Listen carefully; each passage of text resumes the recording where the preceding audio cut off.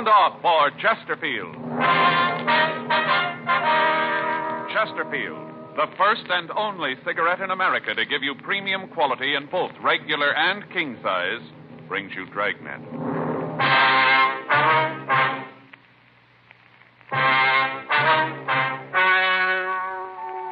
Ladies and gentlemen, the story you are about to hear is true. The names have been changed to protect the innocent.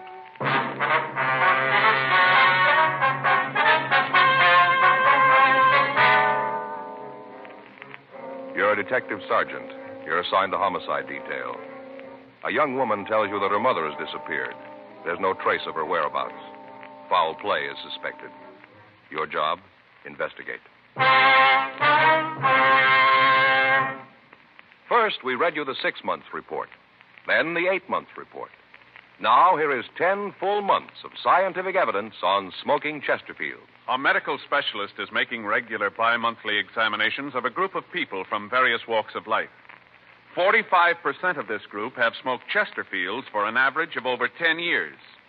After 10 full months, almost a year now, the specialist reports he observed no adverse effects on the nose, throat, and sinuses of the group from smoking Chesterfield. That's the report.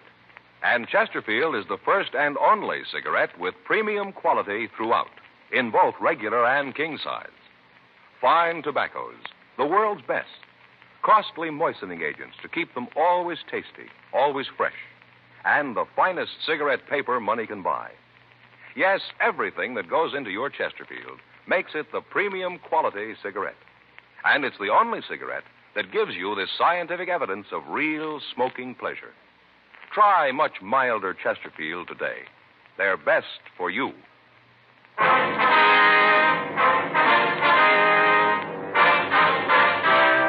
Dragnet, the documented drama of an actual crime. For the next 30 minutes, in cooperation with the Los Angeles Police Department, you will travel step by step on the side of the law through an actual case transcribed from official police files. From beginning to end, from crime to punishment, Dragnet is the story of your police force in action. It was Tuesday, August 5th. It was hot in Los Angeles. We were working the day watch out of homicide detail. My partner's Frank Smith. The boss is Thad Brown, chief of detectives. My name's Friday. We were on the way out from the office, and it was 10:46 a.m. when we got to 4298 North Estrella Street. The front door. Hot. Yeah, sure is. This Mrs. What's her name? Randall, Ella Randall. Mm-hmm. Did she say what this was about? I just said that her mother had disappeared. She wanted to talk to us about it. Uh-huh. Yes? Ms. Randall? Yes, that's right. Police officers, ma'am. Oh, yes, come in, won't you? Thank you. Thanks, ma'am. Warm out. I think I'll leave the door open. Hope the flies don't come in. My name's Friday, Mrs. Randall. This is my partner, Frank Smith. How do you do? How you do, ma'am? Could you tell us just what it is you want to see us about? Well, of course. Sit down, won't you? Oh, thank you, Miss Randall. Would you like some tea or something? I have some ready in the kitchen. No, thanks. Just what was it about your mother, Mrs. Randall? Now that you're here, I guess maybe I could be wrong about it. I was so sure. Well, just what is it, ma'am? Well, Mama's gone. I don't know how long it's been, but she isn't with Papa. Well, what's your mother's name, Ms. Randall? Bertha Schroeder. My father's Henry. Uh-huh. What makes you think there might be something wrong? You said on the phone that you were pretty sure that something had happened to her. Well, yes, I guess I ought to start at the beginning. It's kind of a dull story, but maybe it's the best way. All right, ma'am. You sure you wouldn't like a glass of iced tea? No, thanks, ma'am. Thanks just the same. Mind if I get some? It'll just take a minute. All right. Hey, it's a nice place, huh? Yeah, it is. Sure decorated nice. Hey, look at those trivets. What? Trivets.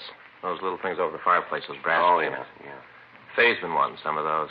He used to use them to hold irons. You know, they get hot, and you put them on the ironing board so they won't burn the cloth. Put them on those things. Yeah. I brought a couple extra glasses in case you decided you wanted some. Well, if you just go ahead with the story, Miss Randall. Yes, well, to understand it, really, you'd have to know Papa. Mm-hmm. He came over to this country when he was just a boy, only about 16 or so. Landed here and couldn't speak more than a dozen words of English. Went to work in New York. Worked as a construction man. Worked hard. Met Mama there, and they got married. Right after that, they moved out here. Bought a house, and Papa went into business for himself. Yes, ma'am. Well, maybe it was the life he'd had when he got here. I don't know, but he always treated Mama like she was so much dirt. Mean. Time went on, he got meaner to her. Remember when us kids were in school, he used to yell at her all the time. He'd get in a mood, and he wouldn't talk to any of us for days at a time. Is that so? I never knew how Mama took it. She never said anything, just stand there and let him scream at her. And when he was finished, she'd just kind of shrug her shoulders and take his kids out of the house, walk around for a while, and then go back to the house. By that time, Papa was so mad he wouldn't talk to anyone. Go ahead. Well, all of us kids married young. I got married when I was 16. The rest of the kids weren't much older than that. Papa didn't want us around after that. Said for us to get out and make our own way. Said that we had to. So there was no reason that we shouldn't. You sure you don't want some of this? No, thank you, ma'am. Thank you very much, ma'am. Would you mind going ahead, Miss Randall? Yes. A couple of months ago, I tried to call Mama. The operator told me that the phone had been disconnected. I beg your pardon? The operator told me that the phone had been disconnected when I tried to get hold of Mama. I see. And I waited a couple of days. I figured that maybe she'd call me. Yes, ma'am. Well, she didn't. You see, once we were out of the house, none of us went back. Papa's retired, and none of us wanted to see him. It's a terrible thing to say, Mr. Friday, but it's true. Ma'am? We all hated him, all of us kids, for what he'd done to us, the beatings and all. But most for what he'd done to Mama. She was only 52, and she looked like she was 92. It was terrible the way he treated her. I see. And like I said, we'd never go over there, but Mama'd come to see us whenever she could. She'd come over, visit for a little bit, talk about the kids and things. Yes, ma'am. Well, I didn't hear from her, and I got a little worried that maybe she was sick. If she was, I know that Papa wouldn't tell us, so I went over to the old house and I rang the bell. I was kind of braced because I thought I'd see Papa and there'd be an argument, but there wasn't. Ma'am? No argument. Oh. Papa didn't answer the door. Some young woman answered it, and I asked if I could see Mrs. Schroeder. Right away, I knew there was something wrong. Well, how was that, ma'am? Well, I could see inside the front door. The living room had all been changed around. There was new furniture. It looked like the walls had been painted, too. What did the woman say when you asked for your mother? She said they didn't live there anymore. Said that they'd rented the house, and that they'd been living there for the past month. Well, at first, I don't think I believed her. I asked her who rented the house to her, and she said Papa did. Then I asked her where he was. What'd she say to that? Well, she gave me his address. I went over there to talk to him. It was a little tiny apartment just off La Brea. He said that Mama was gone. I asked him where she'd gone, and he said that she was on a vacation. Well, I know him well enough to know that he'd never let her go away. Be no one to darn his socks and keep the house clean. Yeah? I wanted to know where she'd gone in this vacation. He said back to the old country. Said she wanted to see her family. He said that they'd gotten a letter from her sister that she was sick and wanted to see Mama. Well, right then I called him a liar. Told him right to his face that he was lying. I kind of thought that he'd hit the ceiling, but he didn't. He just smiled and said that I'd no call to say anything like that. He asked me why I said it. What was that? You thought that he'd hit what? Well, I thought that he'd hit the ceiling when I said that to him, when I called him a liar, I told him that if Mama had left, she'd have written, maybe not to me, but to one of the kids. I called around, and when I didn't hear from her, none of the kids had either. They were all worried about her, too. I see. Well, what did he say to that? He said he couldn't understand it, so that he'd gotten a letter. That he'd gotten it not more than a day or so before, that she'd arrived safe and was having a wonderful time. This was a letter, huh? Yes, this was a letter he got from Mama. Well, I told him I thought he was lying. Then he said that he'd show me the letter. Well, did he? Well, yeah, he showed me the letter, but he wouldn't show me the envelope, just the letter. He said he'd thrown the envelope away. Well, was the letter from your mother, ma'am? Well, sort of from the words it was. Told all about her trip and how she was enjoying herself. Said that she was with her sister and that she was getting better. And then she went on to tell how much she missed Papa and all. Well, right away, I could tell that it wasn't Mama's handwriting. She never wrote that letter. Beg your pardon? I said that I knew it wasn't Mama's writing on that letter. Yeah, well... Well, that's when I thought about calling you. Then later I remembered something, and then I made up my mind about calling you. Well, what was that, Miss Randall? Well, Mama only had one sister living. She died 3 years ago. 11:13 a.m. We continued to talk to Ella Randall. She told us that she was sure that her mother would not have gone off of her own free will.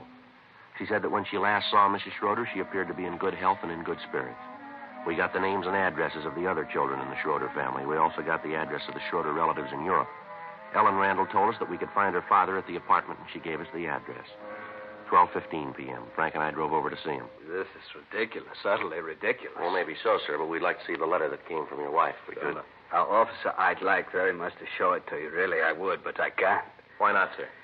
For the reason that I haven't got it anymore. I destroyed it, burned it a couple of days ago. Who's your wife staying with, sir? With her sister. Well, from what we can find out, sir, your wife's sister died 3 years ago. How could your wife be staying with her? All right, I suppose I might as well tell you about it. Doesn't seem to be any other way. All right, sir. Go right ahead. First off, my wife is not in the old country. She's not with her sister. What you heard is true. Officer, what I have to tell you is very hard to say. I find it hard to find the right words. That's all right, sir. You just go ahead. We've been married for 30 years. 30 years, man and wife, and then she did this. Almost broke my heart, officers. Is one of you married? Oh, yes, sir. My partner here is. Then you'd know what I mean. You'd know how it is. Sir? She left me. Packed her things and left. Didn't give me any reason. Just said she didn't want to be my wife anymore. Said she didn't want to share my roof. Just left. 30 years. All that time and she left. Well, what kind of terms were you and your wife on, sir? What do you mean, this term? Well, did you and your wife get along all right? Were you happy? Certainly. As I said, we were married 30 years. Yes, sir, I understand that. But did you ever have any quarrels? Sergeant, all married people have quarrels. Maybe the house isn't clean. Maybe dinner isn't big enough. Maybe the children get too loud. All married couples have quarrels. It's part of living together. Well, from what we understand, sir, some of the arguments you and your wife had were pretty serious. The people who said that are liars. They seem pretty sure. Liars, that's what they are. Oh, sometimes maybe I'd forget myself, get a little loud, but serious, never. How'd you get along with your children, Mr. Schroeder? My children? Yes, sir, that's right. How'd you get along with them? All right, they were a little wild.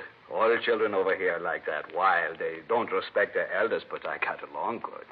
There seems to be a difference of opinion on that, too, sir. We've heard that you and your children weren't on too friendly terms. And you believe this?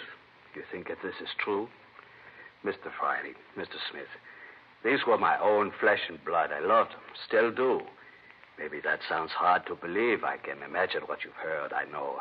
I've heard about this before. I know who told you. You didn't think I'd know, but I do.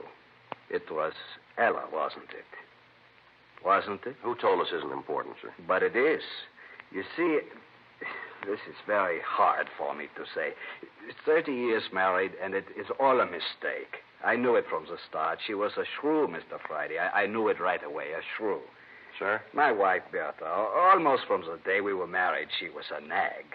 All I wanted in life was to do a day's work and come home and read the paper, maybe have a pipe of tobacco, rest, work, and have my home. Maybe someday when the children were grown, they'd say, Papa was good. He gave us a good house, and he was good. That's all I wanted. Yes, sir? Bertha didn't want that.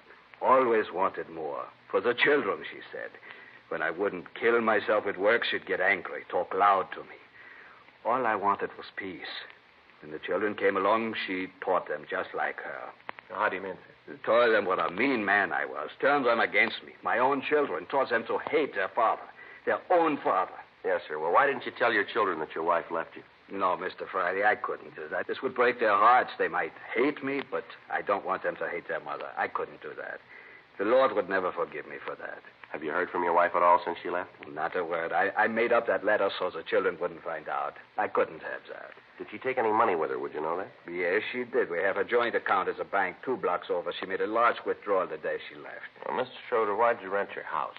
It was all by myself. The house was full of Bertha. All the things were hers. Everywhere I looked, I saw her.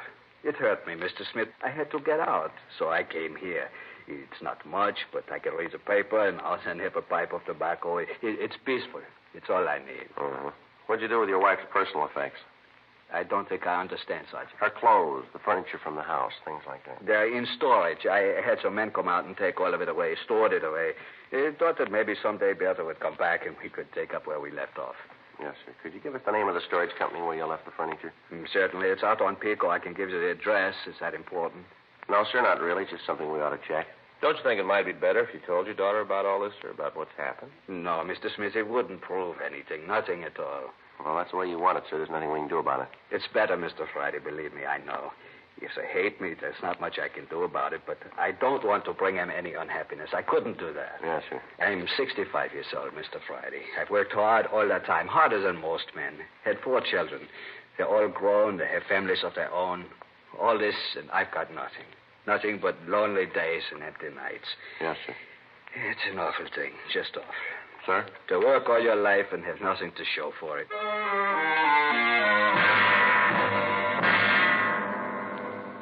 1:37 p.m. We got the address of the storage company from Henry Schroeder, and then Frank and I left to go back to the office. At this point, we had 2 stories. Both of them could be true. Both of them could be lies. There was no way of knowing. In the meantime, it was merely a matter of checking. Until it could be proved one way or the other, there was little action we could take. 2:15 p.m. Frank and I checked back into the office, and I put in a call to the storage house. Yes, sir. I'll wait while you're checking, huh? I don't know, Joe. Sure seems like the old guy is telling the truth. Well, we check this out, we'll know one way or the other. Such a nice little guy. Seems hard to believe that he'd do anything wrong. Yes, sir. Yes, sir. What was that? Uh-huh. Could you tell me when? What was the name? Mm-hmm. That's right. Yes, sir. All right. Uh-huh. Thanks very much. No, it's Joe Friday. F-R-I-D. Yeah. That's right. Michigan 5211, extension 2521. Right. All right. Thanks again. How about it? He stored the furniture, all right. Yeah. I remembered him. Talked to him a couple of weeks ago. Uh-huh. Told him to sell everything.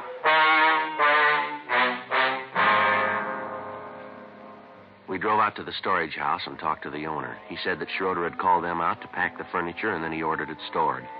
A week later, he called back and told them to dispose of all the furnishings and personal effects.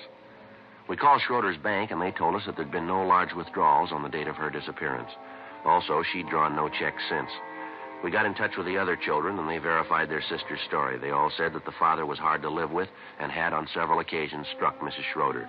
They told us that it was possible that she had left her husband, but that she would certainly have gotten in touch with one of them if she had. They said that as far as they knew, Mrs. Schroeder was in good health, and she was in good condition mentally. One of the daughters said that they were planning on a shopping trip to buy school clothes for one of the grandchildren. The woman went on to say that as far as she knew, Mrs. Schroeder would not have left without saying something to her about not being able to keep the appointment. We got in touch with Ella Randall. She said that she would like to accompany us when we talked to the neighbors of the Schroeder woman. She said that she could point out our mother's friends and that she would be able to trace her mother's movements about the neighborhood for us. 4:15 p.m. We picked her up. We talked to the neighbors, and they told us of hearing loud voices coming from the house. They said that Mr. Schroeder was always angry at his wife, and he made no attempt to hide it. 7:30 p.m. We went on to talk to the people who had rented the Schroeder home. Come on in. Thank you very much, Mr. Armstrong. It's my partner, Frank Smith. Hi, dear. Mrs. Randall. Yes, Mrs. Randall, I've met before. How are you, Mrs. Randall? How are you, Mr. Armstrong? Well, what's this all about? We'd like to ask you some questions about the Schroeders, if we could. Well, Mrs. Randall here would be able to answer them better for you. They're her parents. Well, yes, sir. We'd like some information from you, if we could. All right, go ahead. Don't think there's much I can tell you. Did you see Mrs. Schroeder when you rented the house? No, come to think about it, I didn't. Mr. Schroeder talked about her, but I didn't see her when we took the house. Uh-huh. How'd Mr. Schroeder act when you rented the place? I don't think I understand. Well, did he seem upset? Anything at all unusual about him? As a matter of fact, there was. What was that, sir? Well, the house was kind of old. You know, paint missing from some of the woodwork. Some of the paper was a little faded, and we asked him if he planned to fix it up before we moved it. You know, if he'd foot the bill. Yes, sir. We understand. Well, right away, I kind of expected an argument. He just seemed like that kind of a guy, you know, who wouldn't spend a nickel he didn't have to. Mm-hmm. Wasn't like that. Just smiled, say anything that we wanted, he'd have done. Real nice. Sure hasn't caused any trouble. Of course, there's no reason for him to. We pay the rent on time, take care of the lawn, the flowers. I think we're pretty good tenants. Sure is a difference. Never looked like this when we lived here. I remember that Mama would ask him to paint the place a little. Always raised the roof. Said there wasn't any reason to do it. Said to wait until the kids were grown and appreciated a house. Not like that with us. Well, he was with his own family. Even when we were gone, after we left the house, he said that there wasn't any reason to fix the place up. Said that Mama and him were the only people who ever saw the inside of it, and it didn't matter to them. Like I said, couldn't ask for a better landlord. Well, I kind of hate to ask this. Yeah? Well, I wondered if I could see the rest of the house. I'd kind of like to see what he did to it. Well, I guess it's okay. If it won't take too long, I gotta eat pretty quick. Got a bowl tonight. Team's playing the league championship tonight. Just a look. I won't keep you. Okay. Well, you know the house. Yes. This is the living room. Bedrooms are down the hall. This is dining room. Oh, pretty paper. It made Mama so happy to have this. Here's a bath. All new tile. Just beautiful. Yeah, makes it nice. Mm. It's a master bedroom. This was Papa's room. Sure is nice. Oh, look at the pretty curtains. Those are ours. We said we'd put drapes in every one of them, but Sally, it's a wife. She likes curtains. Uh-huh. We do, too. Use this for the oldest boy. This was Mama's room. Oh, it's just beautiful. That's a beautiful carpet. Yeah, he put that in, too. Didn't even have to ask for that. It's his own idea. Wall-to-wall carpeting. Mama always wanted it. The only room in the house that has it. Do you have a cellar in this house, Mr. Armstrong? Yeah. We use it for the freezer. Sally puts up canned goods in the summer. Keep them down there. I wonder if we could see it, please. Sure, but there isn't any change down there. He didn't do anything with the cellar. Yes, sir. It's all right, though. We'd like to see it. Oh, sure. Like to make it fast, so I gotta eat, you know. Yes, sir, we understand. It won't take very long here. Shuts it down this way. Had to run electricity down there for the freezer. I guess he'd have done it, but it was just an extension cord. Thought about having it done permanently, but no real reason to. I understand. I'll go ahead and get the light. Yes, sir. You want to wait here, Miss Randall? Why? Well, no reason, ma'am. We just thought it might be better. Well, all right. I'll wait in the living room. All right, thank you. Come on, Frank. Yeah. Not very big, just room enough for the freezer and a few shelves. Uh-huh. Cement floor, huh? Yeah. Frank, Yeah? you want to swing that light up here? I want to check something here. Oh, sure. What's this room under, Mr. Armstrong? I mean, what's above it? Let's see. That'd be the master bedroom about to there. Uh-huh. The room next would begin there. Uh-huh. That'd be Mrs. Schroeder's room, wouldn't it? From what Mrs. Randall said, yeah. Uh-huh. You got a piece of paper, sir? I'd like to get up on the freezer. I don't want to scratch it here. Why, something you want? Well, I just like to look. Have a piece of paper, cardboard, anything, cloth. I don't see any. Go ahead. Just don't scrunch your feet around. It'll be all right. All right, sir. All right, Frank. Swing the light around, will you? Yeah. What is it, Joe? I'm not sure. You got your flash? Yeah, here you go. Okay. What is it? What do you see up there? We better call the crime lab and get them out here. What is it? Seep through the flooring up there. Yeah? Looks like blood.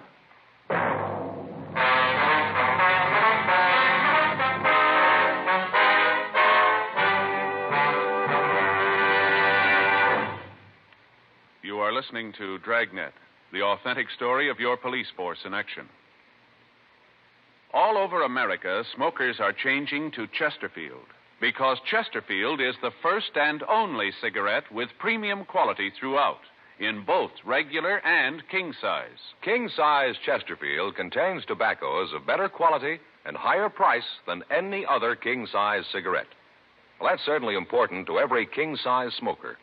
Of course, it's the same fine tobacco as in regular Chesterfield. So remember, the modern way to sell cigarettes is the Chesterfield way. First and only cigarette with premium quality throughout, in both regular and king size. Chesterfield is much milder. Chesterfield is best for you.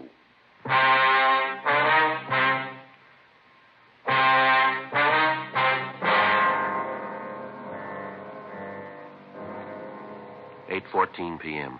The crime lab was called, and they came out to go over the place. A benzodine test was run on the stains, and it was proved that they were blood stains. The carpet in the bedroom was removed, and additional stains were uncovered. Frank and I checked the cellar floor, but it was solid, and there was no evidence that any part of it had been torn up.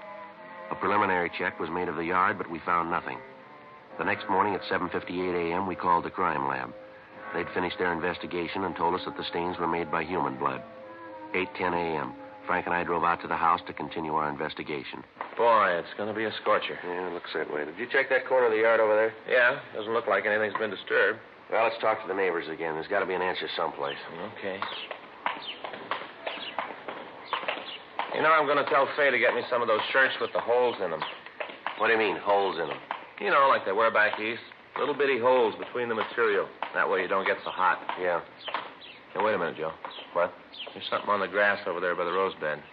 Oh, probably a locket or something one of the kids dropped. A toy, maybe. Yeah, I'll get it. Give it back to Armstrong. What do you got? Piece of dental bridge work. Looks like it's been in a fire. The crime lab was called, and they went over the backyard. They checked the incinerator, and under a large heap of ashes, they found several pieces of bone. They took a sample of the ash back to the lab to examine it. We got in touch with the daughter, Mrs. Randall. We got the address of Mrs. Schroeder's dentist. Frank and I drove out to talk to him. We showed him the piece of dental bridge work that we'd found, and he identified it as positively belonging to Mrs. Schroeder. He showed us the card from his files, which gave the date that he'd installed the bridge. 11:56 a.m. We called the crime lab, and Lieutenant Lee Jones told us that the ash and the particles of bone that he'd recovered could be of human origin. 12:15 p.m. We drove out to the apartment and took Henry Schroeder into custody. We talked to him in the interrogation room. I don't understand all this. None of it makes any sense. Well, it's pretty simple, Schroeder. Simple? You say that I killed Bertha, and you say it's simple. How can you say that? Why do you say that? You must have a reason. I've told you all I know. There's a couple of things you didn't tell the truth about, sir. What?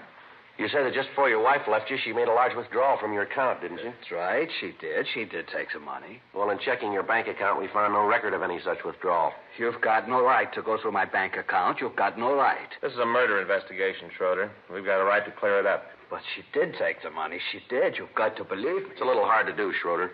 Since your wife disappeared, she hasn't drawn any money out of your account. Before that, she drew checks to pay the local store bills. Now, how do you explain that? I can't. I don't know what you're trying to say. I don't know what you're trying to get me to say. We're trying to get you to say the truth, that's all. But I am. You said you put all the furniture from your house in storage. Now, is that right?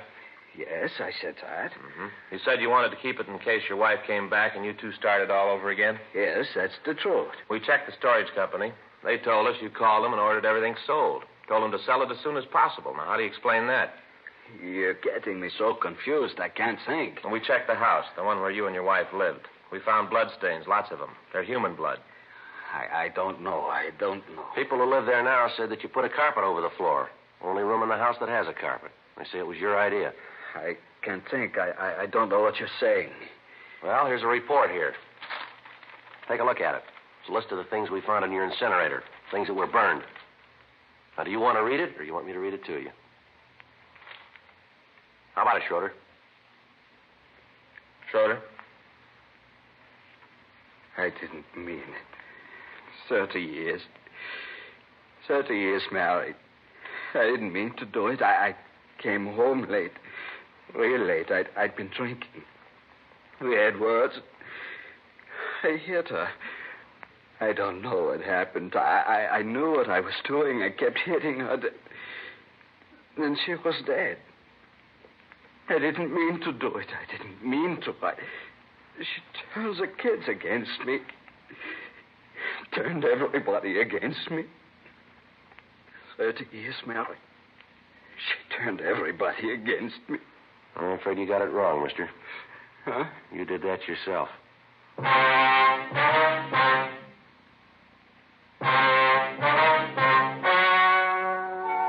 The story you have just heard was true.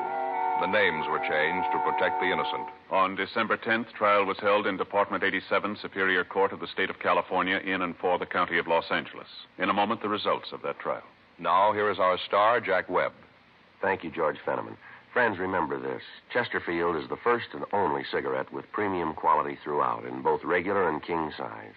And Chesterfield is the cigarette that gives scientific evidence of real smoking pleasure. So try Chesterfields today. Either way, regular or king size. Chesterfield is much milder.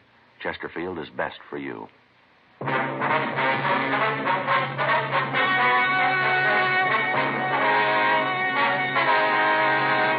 Henry Rudolph Schroeder was tried and convicted of murder in the first degree. He was executed in the lethal gas chamber at the State Penitentiary, San Quentin, California.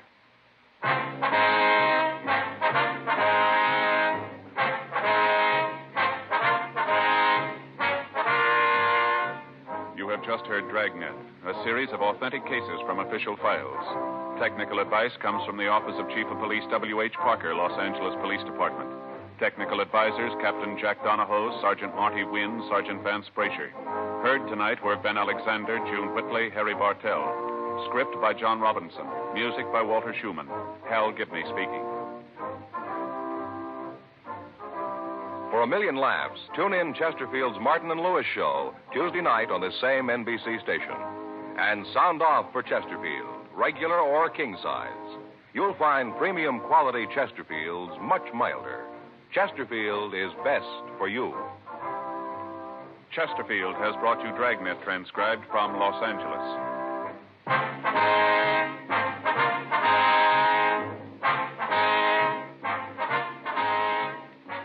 Tonight, it's Adventure with Barry Craig, confidential investigator on NBC.